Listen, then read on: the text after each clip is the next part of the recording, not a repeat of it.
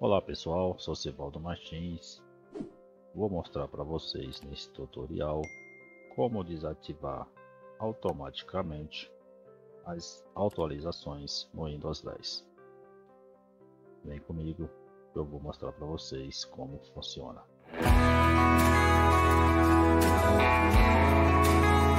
Para vocês estarem abrindo as configurações, vou mostrar aqui duas maneiras de vocês estarem abrindo as configurações do Windows 10. Primeiramente, vocês podem estar vindo aqui com o botão direito do mouse, dá um clique, vai procurar aqui por configurações, aqui está ela, dá um clique, vai abrir a tela de configurações do Windows, ok?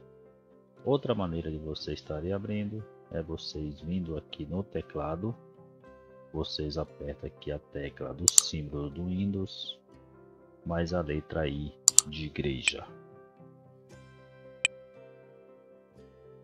Também abriu a tela de configurações do Windows. Chegando aqui na tela de configurações do Windows, vocês vão clicar aqui em atualização e segurança, dá um clique. Chegando aqui, vocês podem estar clicando aqui para pausar atualizações por 7 dias. Então, vocês viram que vocês podem estar pausando aqui, ok? Aqui em opções avançadas, vocês têm controles e configurações adicionais de atualização. Vocês dão um clique aqui, vai abrir todas essas informações. Só que aí vocês vão vir aqui pausar até. Aqui vocês têm um período para vocês estarem pausando aí as atualizações do sistema de vocês.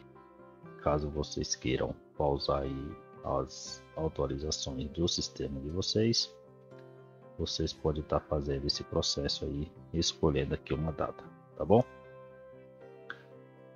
Ok, pessoal. Pessoal, o vídeo de hoje era só isso. Espero que vocês tenham gostado. Agradeço a todos vocês. Ficam todos vocês com Deus e até o próximo vídeo. E fui.